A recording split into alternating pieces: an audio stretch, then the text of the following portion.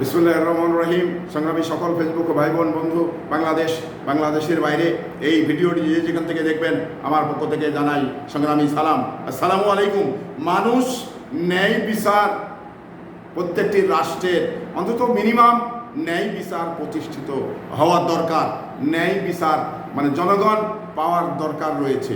তো আমরা আমাদের এই বাংলাদেশ, আমরা বিগত সময় দেখেছি যে যখন যে দল ক্ষমতায় থাকে হয়তো সেই দলের নিম্ন কোর্টগুলোতে একটু প্রভাব বিস্তার করে, কিন্তু উচ্চ আদালতে কখনো ওই রাজনৈতিক দল বা ওই সরকার প্রভাব বিস্তার করে না।